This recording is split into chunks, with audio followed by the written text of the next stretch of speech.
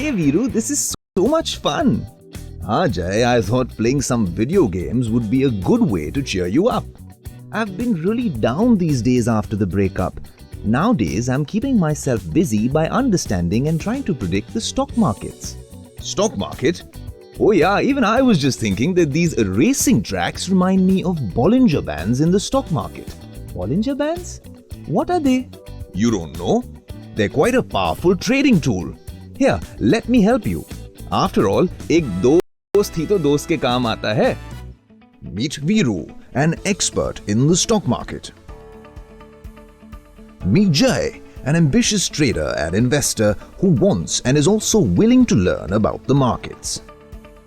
Jay, Bollinger Bands help to predict the price movement of a stock in a non-trending range-bound market. Bollinger Bands are envelopes drawn around the price structure. Like this. The price of a stock is bracketed by an upper and lower band along with a simple moving average in the middle. Bollinger Bands have three basic components. Number 1. The upper band. For example, in this car racing game, the racetracks are like Bollinger Bands and the moving car is the stock price, indicating the price movement. The upper band is 2 standard deviations away from the mean and is green in color. Number 2, the lower band is also 2 standard deviations away from the mean and is red in color. Mean is the 20-period simple moving average and is plotted at the center. It is the white dotted line in the middle of the racing track. Remember, prices tend to stay within the Bollinger Bands 95% of the time. This gives a trader an opportunity to plan long as well as short trades between the bands. What is standard deviation, Viru? Well, Jai, standard deviation is a measure of a volatility. When the markets become more volatile, the bands widen, and when the markets are less volatile, the bands contract. Now, when markets tend to consolidate and remain range-bound, Bollinger Bands act as an excellent indicator for taking trading positions. Remember, they work more efficiently in a non-trending market rather than a trending market. Let me tell you how. When prices move closer to the upper band, it indicates an overbought market. In this case, a trader should ideally short or sell shares.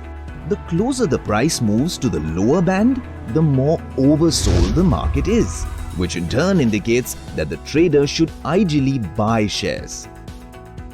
Virupaji, that means Bollinger Bands work as an excellent indicator in range-bound markets for trading positions?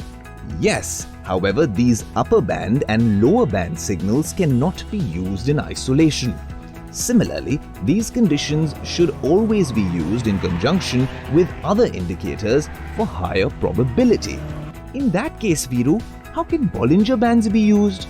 As I mentioned earlier, Bollinger Bands are typically used when markets are range-bound. Price trades between the upper Bollinger Band and the lower Bollinger Band.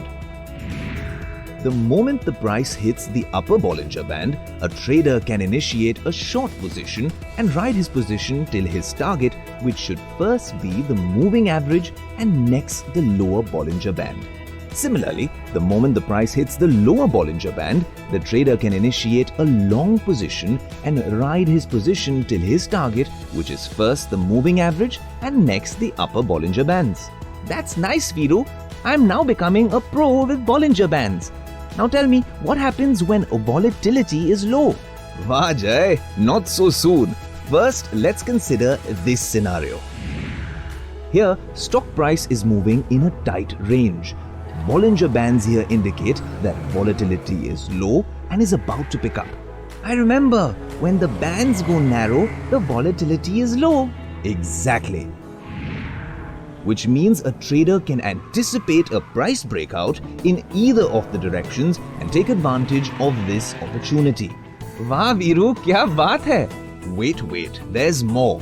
Let me take you through the pros and cons of Bollinger Bands. Let's start with the advantages. Bollinger Bands tend to work the best in range-bound markets and also help traders measure overbought and oversold levels. On the other hand, the disadvantages of Bollinger Bands are that they fail to work efficiently in trending markets, and they tend to act as a lagging indicator as compared to the price action. Hence, always remember to use them in conjunction with other trading techniques. Thank you, Virupaji. You have made my day.